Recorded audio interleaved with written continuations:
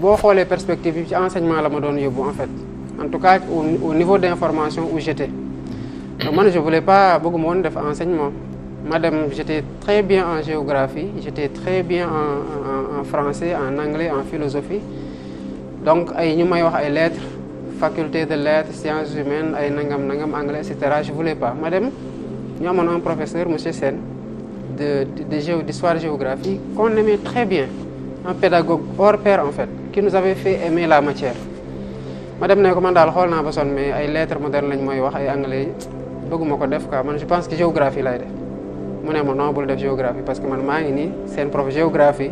man maa ngi def ay concours pour bàyyi jàngale mu ne ma boo demee Gaston Berger nga defi droit yow mën nga ci génn ma déposé Gaston Berger déposé aussi à l'université Cheikh Anta Diop léegi bi sama orientation génn université Cheikh Anta Diop génn en faculté de droit ma dem inscrire ñibbi si sama orientation génn Gaston Berger mais j'ai pas voulu annuler parce que boobu commencé naa fii ba pare mais généralement ñi ma doon dajal yëpp exemple ñi ma doon jox ma ci droit ngay def xanaa gisoo diw fa la cartouché diw fa la cartouché diw fa la cartouché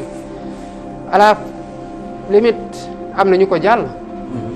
et dafa am kenn koo xamante ne suñu grand la man ci moom laa doon xool je me dis puisque jàll na ko et on me dit ba mu ñëwee ba léegi juillet lay jàll donc c'est possible donc j'ai foncé et ça n'a pas été facile parce que université Anta Diop ku ne xam nu mu mel surtout boo ci dee jàng ci yenn conditions yi mais après tu te réinventes parce que dañuy xam li nga mën a xaar li nga am ak li lay xaar yow doomu béykat nga xam nga ne boo échoué da ngay delluwaat ci mbéy est-ce que c'est comme ça que tu veux le faire ci li nga ci xam pas forcément léegi màgg naa dem naa découvrir leneen l'agriculture me passionne à nouveau parce que am naa ci beneen regard mais tel que je subissais les travaux champêtres ça ne me passionnait pas d'avoir à l'idée que naa fa delluwaat di béyaat mais loolu motivation permanente la ak lu bëri looy gis aussi loo xamante ne da nga jàpp ne li nga war a changer la et que la clé quelque part ci sa loxo la nekk mais dafa am loo xam ne sax wax nga ko sànq muy benn chance boo xam ne am na nga réussir ñu orienté la fac droit bu université Cheikh Anta Diop orienté waale la après fi nga xam ne moo di Gaston Berger mais chance boobu aussi dafa mel ni daf la dabaat ndax bi ngay réussir concours bi nga xam ne moo di école ENA école nationale d'administration quelques semaines bi ñu ko mënee wax wala jour après ci la sa réussite bu concours magistrature génn nga def benn choix muy ENA pourquoi nga taamu woon def ENA au détriment de la magistrature bi ginnaaw réussir nga ñaari concours yëpp. mais situation emploi Sénégal du la may trop nga ne bi lii rek laa bëgg def taxaw ci daanaka boo amee maîtrise da ngay làmbatu. Je me rappelle suñu promotion moo nekkoon la première promotion à avoir organisé une fête de fin de promotion muy la promotion Félix Ngoma dañ ko def thème ne après la maîtrise quelle perspective am suñu benn professeur bu ko animé bu tudd Rock Ñawi mu ñëw ne ñu après la maîtrise y a pas de perspective parce que un vous ne savez rien faire deux il y a beaucoup de maîtrise de titulaires de maîtrise donc seul le sommet n'est pas encombré donc boo paree dañuy xool ak sa maîtrise qu'est-ce que tu peux faire maanaam ban concours nga war a mën a def pour ñu former waat la ndax nga am savoir faire boobu donc droit automatiquement il y a quelques concours yi nga mën a def mooy le concours de commissariat de police que j'ai fait auquel j'ai pas réussi après ma def concours magistrature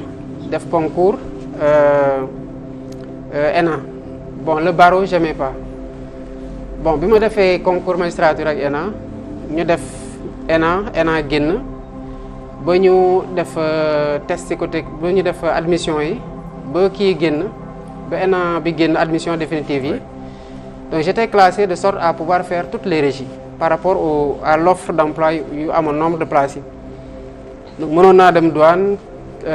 impôt trésor diplomatie administration générale enquête économique travail sécurité sociale diplomatie yëpp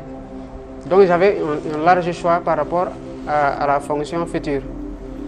ci instant boobu nag lañ ma woowee fekk ne dem naa village ci sama mariage benn xarit ñu ne ma kii génn nañ admissibilité yi génn nañu et admissible nga concours magistrature donc ma waroon dem defi admission yi je suis pas parti ñu ne ma non mais il faut que nga dem pour au moins jàll ma ne non man xam naa ne même su ma jàllee j'irai pas faire la magistrature parce que dafa am fonction yoo xam ne da nga ci am appréhension. Pourquoi? Magistrature ci la bokkoon. C'est ça. noo ko doon gisee. atte c'est pas facile atte juger du lu yomb ni nga ci xalaatee ci moment yi ngay toll da ngay xalaat que c'est un acte de responsabilité extrêmement lourd en tout cas au moins beaucoup plus lourd que leneen li nga xamante ne mën nga ko def après métier bu nekk nag ci niveau d'information bi nga am ak sa niveau de maturité ak ci li ngay xam àdduna soit da nga ko ñeme wala da nga ko ragal et man je préférais 1000 fois def toutes les autres filières de l'ENA plutôt qu'aller à la magistrature donc ci laa tànnee ENA je suis même pas allé faire le concours de magistrature je me disais que am na ñoo xamante ne peut-être mën nga dem ñu recalé leen mën nga dem et cetera alors que yow tànn nga li ngay tànn ba pare bon y a plus rien à se prouver wala ma koy prouver ñeneen yi tu voulais un métier tu as le choix entre plusieurs métiers donc am na ñoo xamante ne ils n'ont pas eu cette chance-là avec l'ENA mais qui ont réussi le concours l'admission à la magistrature il faut les laisser compétir te nga bañ a nekk di encombrer sachant que de toute façon in fine doo fa dem quoi. mais dafa am loo xam ne aussi dañ ko far ci wéewu bëy Bassirou Diomaye Faye nekkoon étudiant boo xam ne daf doon wax que ni bëggul jënd matériel boo xam ne bu ko yóbboo seen kër mooy ëpp valeur fi muy nekk mais aussi en même temps bëggul di lekk lu nga xam ne moom daf koy lekk fii à Dakar mais tout en sachant que ni lu ni toll maanaam du am seen kër pourquoi nga defoon choix boobu noonu maanaam di rey sa bopp di doon koo xam ne dafa dëddu àdduna rien que pour jàngi mais aussi ak kàddu yi nga xam ne moom nga doon yëkkati di ko jëmale ci seen kër que ni bëggoo di def loo xam ne ñoom en général nekkuñu ci niveau de vie boobu. maanaam bëggul dund lu seen waa kër dund. non dama doon enfin xam nga ku ne xam nga fi nga jóge boo weetee tamit xam nga ko même boo ñëwee Dakar yóbbaale la xam nga fi nga jóge fan lan moo fa nekk ak lan moo lay xaar en fait. donc man de nature je suis quelque peu introverti parce que du ma koo xamante ne dama comment ça s'appelle dama doon génn lu bari. pour la petite histoire man je suis dama nekk koo xamante ne sama yaay en fait amul woon ay jigéen ñu ko dimbale parce que sama grande sœur yi dañ ma màggee lu bari ba pare dem sëy ji sama yaay xawoon am une santé boo xamante ne dafa xaw a fragile donc il fallait avec la pénibilité maanaam liggéeyu dëkk bi nu mu méttee que quelqu'un d'entre nous ces garçons di ko dimbale et moi ça man mënuma ko woon seetaan muy def yenn yi moo tax lépp li nga xamante ne liggéeyu jigéen la ci kër man je l'ai fait avec pendant une longue période pour jàppale ko donc à un moment donné nag boo demee ba nekk mag gën a ràññee da nga xam lu lay xaar en fait il faut savoir aussi choisir ses priorités jàng moo la fa yóbbu t'as pas toute la vie à faire là-bas ba par université dafa metti da ngay ñëw gis ñoo xamante ne am nañ le potentiel am nañ seen xel neex na macha allah mais ils s'en sortent pas donc boo ñëwee ñu ne la diw fa la cartouché diw fa la cartouché diw fa la cartouché te ñooñu dàqoo leen jàng da ngay moytu lépp loo xamante ne mën na la disturb donc man j'étais pas quelqu'un qui aimait les soirées qui aimait dem am li général ba fi ma toll nii lépp lu bees nit ñi songandoo ko man par réflexe boobu bu ma teyul dama ciy arrière. téléphone dem nga ba vers 2005 sax amoo ko. non biñ may wax nag déjà nécessité la j'y croyais après j'y croyais pas ñu wax a wax ba ma jënd ko ma toog une journée kenn woo ma 2 journées kenn woo ma ne leen lii laa. lii laa leen doon wax kay voilà c'est pas du woon nécessité. mais après bi boo ko tàmmee nag ñu sàcc sama benn téléphone ci benn car rapide ci laa comprendre ne que miin naa ko et puis ñu bari commencé woon nañu am sama numéro. voilà donc mais c'est pas man. le bling bling aussi des fois bu la jiitalee aussi da ngay sonn en fait parce que dañu nekk ci société de consommation boo xam ne li woykat bi di wax Youssoufa mooy bu ñu ko mënoon sax dañuy dugal ay publicité ci suñuy gént donc boo toppee loolu en fait doo am satisfaction ci dara iPhone bii bi génn na beneen bi génn na nga teg ci sa bët fàtte ne que beneen bi ça te satisfaisait complètement donc des fois aussi il y a des choix à faire yoo xamante ne yow moo gën a nekk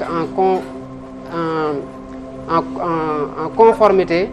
ak yow boo weeteeg sa bopp parce que en tout état de cause yow sa vrai censeur sa vrai juge sa conscience la mën nga won nit ñi lu la neex ñeneen ñi jàppal la ko ñeneen ñi xam lu ne ci gannaaw mais yow mënoo nax sa bopp boo weetee rek da nga xam lu la war ak lu la warut. d'accord ba tey université la ñuy des ndax su ma juumul jamono bi nga fay nekkoon na jamono boo xam ne dafa tàngoon lool.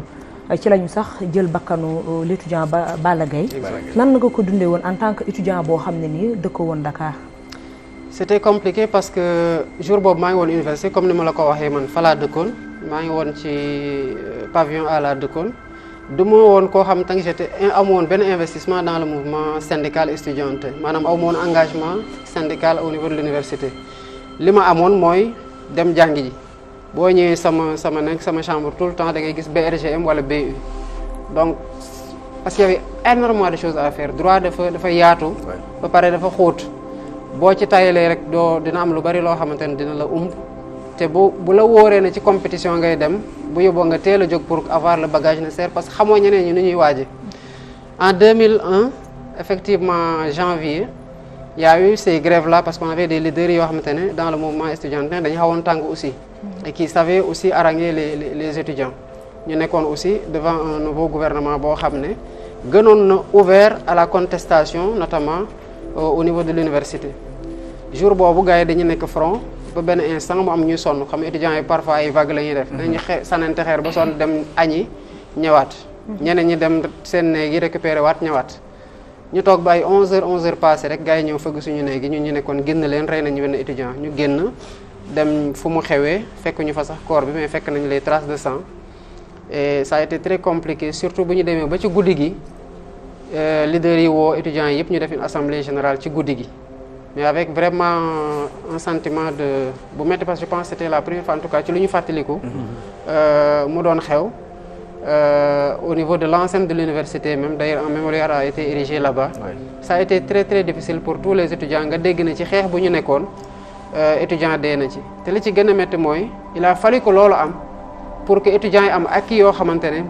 en fait gouvernement bi mënoon na ko parce qu'on l'a pas obligé mu def lu mu mënul. lu mu mën la def à la fin de cette grève là donc peut-être il aurait fallu un peu plus d'ouverture à l'époque pour qu'on ait à sauver une vie et malheureusement xew na xewaat fa et c'est après toujours des morts qu'on a de nouvelles conquêtes sociales au sein de l'université. Je pense que c'est des choses sur lesquelles aussi les gouvernants doivent quelque peu anticiper. Oui. Mais c'était quand même difficile pour les étudiants. Bu Bassirou Faye sax ñu fàttali ne le lendemain ñun ñii ci lañ ñu viré loon bourse yi nga xam ne moo waraloon ñun ñu doon grève sunu génération boobu le lendemain bi ñu viré ko te pourtant ay bourse rek moo waraloon ñu doon grève ginnaaw bi itam nga dem fi nga xam ne moo di impôt et domaine ñu fàttali ne